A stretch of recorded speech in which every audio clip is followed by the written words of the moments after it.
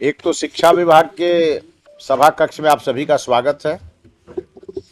आज बिहार शिक्षक स्थानांतरण नियमावली 2026 जो 29 जुलाई से इसका पोर्टल एक्टिव किया गया है और पूर्व निर्धारित कार्यक्रम के अनुसार ट्रांसफर की प्रक्रिया पहली प्रक्रिया शुरू की गई है। आप सबको मैं बताऊं, बिहार में हमारे 5,80,000 के आसपास शिक्षक हैं, 77,000 हमारे स्कूल हैं और हमारे यहाँ एक जो बड़ी समस्या थी वो ये थी कि कहीं शिक्षक का प्रभाव है और कहीं शिक्षक का अभाव है, और इसको लेकर के हमारा डिपार्टमेंट लगातार जूझ रहा था। लेकिन इस बार हमने इसको पूरी तरह समानुपातीकरण के दिशा में हमने ये अपना कार्यक्रम शुरू किया है। तो जो हमने नियमावली बनाई, नियमावली बनाते समय हमारे सामने समस्या थी कि शिक्षा विभाग की समस्या है, इसका समाधान कैसे हो। और जो एक्सेस टीचर का जो रेशियो है, मैं आपके सामने एक बार बताना चाहूँगा। क्लास 1 to 5 65,413 शिक्षक हमारे स्वीकृत पदों से ज़्यादा हैं बहुत सारे स्कूलों में। तो हमारे यहाँ अधिशेष शिक्षकों की संख्या प्राइमरी स्कूल में 65,413 है। 65,413 अधिक है स्वीकृत में। मैंने साफ कहा, पूरा शिक्षकों की संख्या हमने बताई कि 5,80,000 है बिहार में, जिसमें 1 to 5 जो हमारे स्कूल हैं उसमें हमारा जो मानक मंडल है, वो मानक मंडल हमारा है कि 30 छात्रों पर एक शिक्षक। यही है ना रविशंकर जी? 30 छात्र पर एक शिक्षक। और ये हमारा राष्ट्रीय शिक्षा नीति के द्वारा ऑलरेडी ये गाइडलाइन भी है। उसके आधार पर हमारे 65,413 शिक्षक अधिक हैं। फिर भी हमने हमारे यहाँ बिहार के 3 जिले ऐसे हैं जहाँ प्राइमरी में भी शिक्षकों की कमी है। इसका कारण ये है कि उन जिलों के शिक्षकों की बहाली ही कम हुई थी। उसमें अररिया, जमुई और पूर्णिया, ये 3 जिले हैं। और हमने इस बार उन जिलों के साथ साथ प्राइमरी में भी हमने वैकेंसी दिया है, और ये इसलिए दिया है कि जहाँ नहीं है वहाँ तो हो जाए, और जो हमारे अधिशेष शिक्षक हैं उन्हें हम और स्कूलों के अलावा जहाँ कम है वहाँ भेजेंगे। और बाकी हमारे आंगनबाड़ी केंद्र हैं, हमारे अनुसूचित जाति छात्रावास हैं, हमारे जो ओबीसी कर्पूरी ठाकुर छात्रावास के स्कूल हैं, इन सभी स्कूलों में आवश्यकता अनुसार सभी की पोस्टिंग करेंगे। जो क्लास 6 से 8 है वहाँ हमारे पास 9,471 शिक्षक अधिक हैं। जो क्लास 9 से 10 है वहाँ 16,904 शिक्षक अधिक हैं। और जो हमारे 11 से 12 है वहाँ 14,500 शिक्षक अधिक हैं। और कुल मिला के 1,06,288 शिक्षक अधिशेष हैं, जिन्हें हमें समानुपातीकरण में विभिन्न विद्यालयों में भेजना है।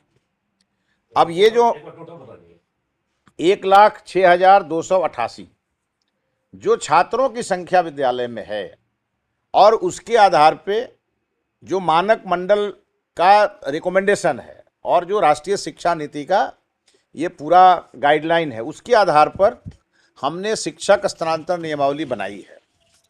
और उसमें पहली बार ये है, इसको मैं बार बार रिपीट करूंगा, ये स्थानांतरण पूरी तरह से ऐच्छिक है, फोर्सफुली नहीं है। शिक्षकों के यह स्थानांतरण ऐच्छिक है। अगर शिक्षक आवेदन करेंगे तभी उनका स्थानांतरण होगा। अभी जो हो रहा है वो 2 चीज़ों के लिए हो रहा है। एक समायोजन हो रहा है और दूसरा समानुपातीकरण हो रहा है। अब इसको लेकर के अभी पोर्टल हमारा खुला है, 29 से हम आवेदन ले रहे हैं। यह आवेदन 5 तारीख तक चलेगा, 5 अगस्त तक। मुझे बताते हुए खुशी हो रही है आपको कि अभी 2 दिनों में कुल 22,591 शिक्षकों ने प्रसन्नतापूर्वक अपने आवेदन पोर्टल पर रजिस्टर्ड कराए हैं। जो चाहते थे ट्रांसफर, उन्हें एक बड़ा ऑप्शन मिला, तो उन्होंने 22,591 आवेदन अधिशेष शिक्षकों के प्राप्त हुए हैं, एक्स्ट्रा टीचर के। हमने म्यूचुअल ट्रांसफर का भी हमने इसमें ऑप्शन रखा है। जो पारस्परिक ट्रांसफर होता है उसमें यह है कि जिस कैटेगरी का टीचर होगा उसी कैटेगरी का दूसरा टीचर जब म्यूचुअल करेगा तो उनका ट्रांसफर आपस में हो जाएगा। इसमें भी 2142 शिक्षकों ने अभी तक सफलतापूर्वक आवेदन किए हैं और बहुत सारे शिक्षकों ने फॉर्म तो भरे हैं लेकिन उन्हें सेव करके रखा है। अभी 2 दिनों का रिपोर्ट मैं बताता हूँ। उसमें 7795 शिक्षक हैं जो अधिशेष हैं, उन्होंने आवेदन भर दिया है। पोर्टल पर वो उनका नंबर शो कर रहा है लेकिन उन्होंने आवेदन को अपलोड नहीं किया है। वो हो सकता है 5 तारीख तक का इंतज़ार करेंगे और वो 5 तारीख के पहले भी डाल सकते हैं। कई कन्फ्यूजन है और इसीलिए हमने आज ये प्रेस कॉन्फ्रेंस बुलाया है।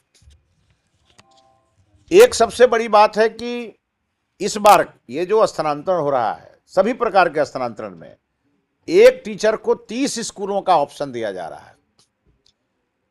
30 स्कूल का जो ऑप्शन दिया जाएगा उसी में उनके ट्रांसफर होंगे, वो उसके अलग उनका ट्रांसफर नहीं होगा। तो एक टीचर के लिए 30 ऑप्शन बहुत होता है, उससे ज़्यादा देने की ज़रूरत भी नहीं है। और हमारे स्थानांतरण नियमावली का एक जो सबसे फोकस पार्ट है वो ये है कि महिला को उनके पंचायत के बगल वाले पंचायत में, महिला का जहाँ घर है, जो उनका एड्रेस है, जो हमारे डिपार्टमेंट में रजिस्टर्ड है, उनके घर के इर्द गिर्द जितने ग्राम पंचायत होंगे, जहाँ जहाँ वैकेंसी होगा वो खुलेगा और वहाँ उनकी पोस्टिंग होगी और उनको 30 विद्यालयों का ऑप्शन मिलेगा। पुरुषों के लिए भी यही है कि उन्हें ब्लॉक के बगल में, वो ब्लॉक से बाहर होंगे और अपने ब्लॉक के बगल में जितने ब्लॉक होंगे, कम से कम 4 ब्लॉक के ऑप्शन उन्हें खुलेंगे और उसमें 30 विद्यालय का ऑप्शन होगा, उसमें वो अपना आवेदन भर सकते हैं। और हमारे यहाँ अभी बहुत सारे ऐसे शिक्षक हैं कि उन्हें ये कन्फ्यूजन हो रहा है और उसको लेकर के वो परेशान है। इसलिए मैं चाहता हूँ, इसमें वो लगाने का है कि नहीं है ना, लगा हुआ है। एक बार जो हमारे यहाँ पोर्टल की जो गतिविधि है वो हम आपको ऑनलाइन दिखा देते हैं, एक बार आप लोग भी उसको देख लीजिए ताकि आपको भी हर शिक्षक के पास इस बात को पहुंचाने में दिक्कत नहीं होगी। इसके अलावे रुको भाई, इसके अलावे हमने 2 हेल्पलाइन नंबर जारी किए हैं। एक है 14417 और एक है 180034544117। ये जो 2 नंबर है ये कमांड एंड कंट्रोल का नंबर है, जहां से ये पूरी प्रक्रिया पर कमांड हो रहा है हमारे सचिवालय से। बिहार 14417 और 18 दूसरा नंबर है। ये मैं फिर से स्पष्ट करता हूं, एक नंबर 5 अंकों का है, ये हेल्पलाइन नंबर है। किसी भी शिक्षक को कोई अगर परेशानी हो रही है तो टोल फ्री नंबर मैं दे रहा हूं। 5 अंकों का एक नंबर है 14417 और दूसरा नंबर है वो है 180034544117। किसी भी शिक्षक को बिहार के किसी भी स्कूल से, किसी भी गांव से कोई डाउट क्लियर करना हो तो वो 10 बजे से लेकर के 6 बजे शाम के बीच, छुट्टी की अवधि में भी ये एक्टिव रहेगा 5 तारीख तक, और इस पे वो कॉल करके अपना डाउट क्लियर कर सकते हैं। दूसरा, जो ई शिक्षा पोर्टल है उसके लिए भी 2 नंबर जारी किए गए हैं। और ई शिक्षा पोर्टल नहीं चल रहा है, किसी प्रकार की परेशानी है, किसी का नहीं खुल रहा है, उसके डाउट क्लियर के लिए भी 2 नंबर हैं। एक नंबर है 9523300520 और दूसरा नंबर है 9430820499। ये व्यवस्था की गई है कि हमारे किसी शिक्षक को कोई भी परेशानी न हो। और बिहार सरकार के सभी विद्यालयों में पर सरकार का बड़ा फोकस है।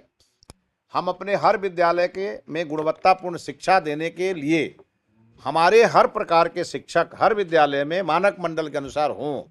और शिक्षकों की जो परेशानी है कि अगर कोई सिवान का शिक्षक है वो जा कर के पूर्णिया में फंसा हुआ है, कोई हमारी महिला शिक्षिका हैं वो अगर गोपालगंज की हैं और मधेपुरा में है, किसी शिक्षक के परिवार में कोई बहुत सीरियस बीमार है और इसी को लेकर के हाफ डे की बात भी हो रही थी।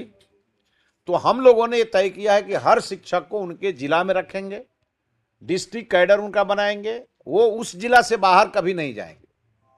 और शिक्षक स्थानांतरण जो नियमावली हमारी है, हर 5 साल जब पूरा करेंगे शिक्षक, तो अपने सेवा में 2 ही बार उनका स्थानांतरण होगा।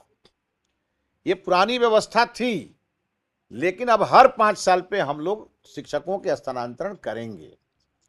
इसलिए करेंगे, शिक्षकों के लिए भी अच्छा होगा, दूसरे विद्यालय में जाएंगे तो उनके लिए भी नया जगह होगा, छात्रों के लिए भी नए फेस होंगे।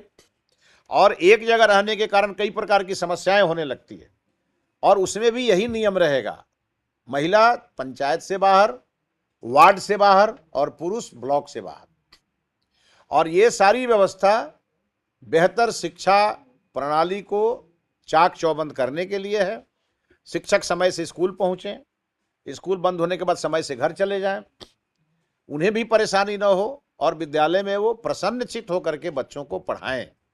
इसको लेकर के है। मैं 2 दिनों से देख रहा हूं सारे फोन शिक्षा मंत्री के फोन पे आ रहे हैं। मैं आप सबके माध्यम से बिहार के सभी शिक्षकों को आग्रह करेंगे कि 6 लाख शिक्षकों का फोन उठाना किसी शिक्षा मंत्री के लिए मुश्किल है। इसलिए हमने ये व्यवस्था आज की है।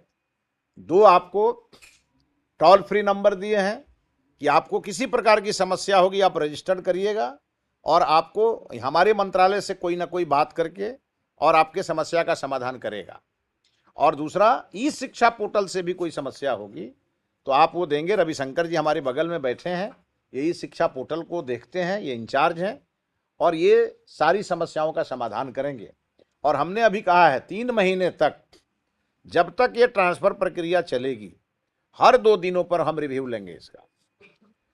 हमारे पास जितने फीडबैक आएंगे, हमारा जो सेंट्रल कमांड सेंटर है, उससे भी प्रतिदिन मेरे पास शाम को 6 बजे हमारे पास एक फीडबैक आता है कि आज कितने लोगों के फ़ोन आए, उनके फ़ोन में क्वेश्चन क्या थे और उसका विभाग ने समाधान क्या किया। ये पूरा रिपोर्ट हमको आता है। तो इसको लेकर के हम हर 2 दिनों पर रिव्यू करेंगे। हमारे ई शिक्षा पोर्टल को लेकर के भी डाउट क्लियर करने के लिए 2 नंबर दिए गए हैं। शिक्षकों का स्थानांतरण पॉलिसी से कुछ जानकारी लेनी हो, उसके लिए भी 2 टोल फ्री नंबर दिए गए हैं। और साथ ही साथ मैं फिर रिपीट कर रहा हूं, यह पूरी ट्रांसफर ऐच्छिक होगा। जो आवेदन करेंगे उन्हीं का होगा। अभी जो आवेदन नहीं करेंगे उनके मन में बहुत सारे कन्फ्यूजन है लोगों के, हमें हटा दिया जाएगा। ऐसा नहीं है। ये शिक्षकों के लिए भी मैं कहूँगा उनकी नैतिक जिम्मेवारी है कि सरकार उनकी बहाली की है। अभी तक रेशनलाइजेशन किन्हीं कारणों से नहीं हुआ था, अब किया जा रहा है, इसमें सहयोग करना है।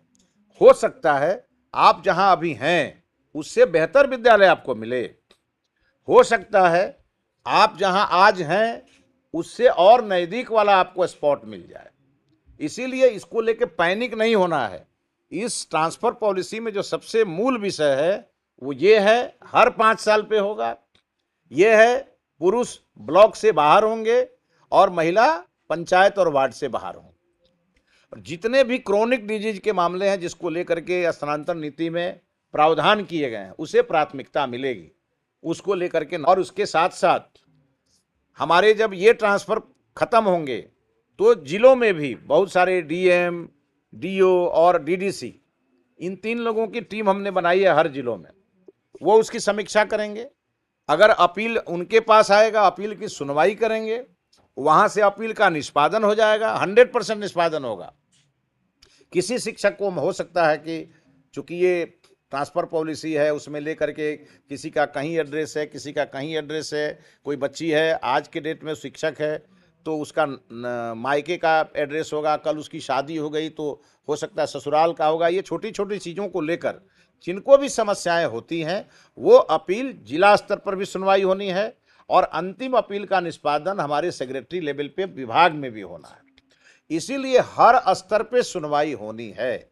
इसीलिए बिहार के किसी शिक्षक को पैनिक होने की ज़रूरत नहीं है।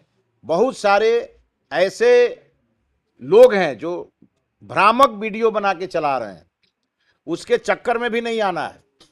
इसीलिए मैं स्वयं आया प्रेस कॉन्फ्रेंस करने के लिए कि हमारे शिक्षक हमारे लिए एसेट हैं। बिहार के विद्यालयों का पूरा संचालन उनके हाथ में है, छात्रों का भविष्य भी उनके हाथ में है, और इसीलिए शिक्षा विभाग उनकी हर समस्या के समाधान के लिए प्रयासरत है, तत्पर है और कमिटेड है। इसीलिए किसी शिक्षक का, हर शिक्षक का अंतिम समस्या का समाधान जब तक नहीं होगा तब तक मैं भी विश्राम करने वाला नहीं हूं। इसीलिए मंत्रालय नहीं आना है दौड़ के। आज डिजिटल युग है, कोई बात है आप व्हाट्सएप पर लिख के भेज दीजिए। हमारे रविशंकर जी हैं, इनका नंबर लगभग सभी लोगों के पास है, इस शिक्षा पोर्टल पर जितने लोग जुड़े हैं सबके पास है, आप इनको भी भेज सकते हैं। हमारे जिलों में 5-5 अधिकारी जिलों में हैं इसको देखने के लिए, सीनियर लेवल के अधिकारी, उन्हें भी भेज सकते हैं। और किसी भी परिस्थिति में मैंने पहले भी कहा था कि हमारे मंत्रालय में ट्रांसफर के दौरान मेरे पास कहीं से भी कोई सूचना आई, किसी ने किसी को दिया और किसी ने किसी से लिया, मेरे जानकारी में आएगी उस दिन इस विभाग में उसका अंतिम दिन होगा। पूरी पारदर्शिता के साथ, पूरे कमिटमेंट के साथ हम शिक्षकों के स्थानांतरण इस बार कर रहे हैं ताकि ये समस्या खत्म हो। और बहुत सारे टीआरई 4 के जो छात्र हैं, अभ्यर्थी हैं, वो पैनिक होकर हमारे पास आ रहे हैं। उनको हम यही कहना चाहते हैं कि इस बार जो अधियाचना भेजने की तिथि हम लोगों ने जुलाई तय की थी, हमने ही भेज दिया। अब जो जिनका भी है कंसर्न है कि इस सब्जेक्ट में नहीं आया, उस भाषा में नहीं आया, उनसे हम यही कहेंगे अगले अधियाचना का इंतजार करिए। अब तो हम लोगों ने फिक्स कर दिया कि हम हर साल जुलाई महीने में अधियाचना भेजेंगे। एक बार जब रैशनलाइजेशन हो जाएगा तो फिर हम अभी से ही लगेंगे कि हमारे किस विद्यालय में किस सब्जेक्ट का, किस भाषा का कौन सा टीचर है जो हमारे पास आज भी हमारे पास वो रिक्ति है, और उसकी पूरी मॉनिटरिंग करके मंगाएंगे और अगले साल समय से पहले ही भेज देंगे। तो इसीलिए किसी को पैनिक होने की ज़रूरत नहीं है। ये सरकार आपकी है, सरकार आपने बनाई है, आपके हर विषय को सॉल्व करने के लिए हम लोग यहाँ बैठे हैं। बहुत धन्यवाद। अगर कोई क्वेरी हो तो आप पूछ सकते हैं। विशेष इसलिए है कि वो दूसरे विद्यालयों में हैं, वो क्या है ना, सभी विद्यालयों में समान रूप से नहीं है। हाँ, प्राइमरी में थोड़ा ज़्यादा बहाली हो गई, उसको लेकर के चिंता करने की ज़रूरत नहीं है। बहाली पहले हुई है, मैंने नहीं किया है, लेकिन हमारे पास अभी हम पूरी तरह से जो राष्ट्रीय शिक्षा नीति है उसमें हमें बाल वाटिका शुरू करने का निर्देश हुआ है। जो आप देखते होंगे KG 1, KG 2 नर्सरी की पढ़ाई जो प्राइवेट विद्यालयों में होती थी, वो हम अपने सरकारी सभी प्राइमरी स्कूलों में बाल वाटिका शुरू करेंगे। और बाल वाटिका में भी हमें शिक्षकों की आवश्यकता होगी। साथ साथ जो आंगनबाड़ी केंद्र हैं, जो कुछ आंगनबाड़ी केंद्र हमारे विद्यालय के कैंपस में हैं, लगभग 10,000, इन शिक्षकों को वहाँ भी हम लगाएंगे। हाँ, अब सवाल ये है कि जो पहले बहाली हुई है, तो जिस प्रकार से हम अभी मैपिंग करके अधियाचना भेजे हैं, थोड़ा इसकी कमी रह गई थी। हम लोगों को रोजगार भी मिलेगा, हमारे शिक्षक जितनी आवश्यकता है उतनी भर्ती भी हो हर साल। हमारे बहुत सारे शिक्षक हर साल रिटायर भी होते हैं। इस पूरे संख्या को लेकर के वर्ग सह, फिर सब्जेक्ट वाइज, फिर भाषा वाइज, चाहे वो DPED का हो, शारीरिक शिक्षा हो, या संगीत के टीचर हों, नृत्य के टीचर हों, इन सभी चीज़ों पर हम इसको बड़ी तरीके से लेके आगे बढ़ेंगे। और जब अगली अधियाचना जाएगी, आपको दिखेगा कि वो पूरी तरह से हर चीज़ों को आच्छादित करते हुए जाएगी। बताइए भाई। रिजॉल्व हो गया। हमने एक लाइन बोला रजनीश जी, आपने सुना नहीं। हमने कहा जिस श्रेणी के टीचर होंगे उसी श्रेणी से वो जाएंगे पूरी तरह से आपको पारस्परिक ट्रांसफर में। समानुपाती परिणाम क्या है? दो एक आपने कहा कि पूर्णतः ऐच्छिक ट्रांसफर है। ऐच्छिक ट्रांसफर है, मान लेते हैं कि स्कूल में एक ही सब्जेक्ट के 3 टीचर, तीनों ने आवेदन नहीं किया अगर ट्रांसफर के लिए, तब क्या करेंगे? देखिए, बच्चे की संख्या कम, मैं बताता हूँ आपको। जब तीनों आवेदन नहीं करेंगे तो एक बात आप ध्यान में रखिए आप कि शिक्षकों का 2 कंसर्न है। शिक्षक को भी मालूम है कि उन्हें क्या क्या जिम्मेवारी दी गई है विभाग से।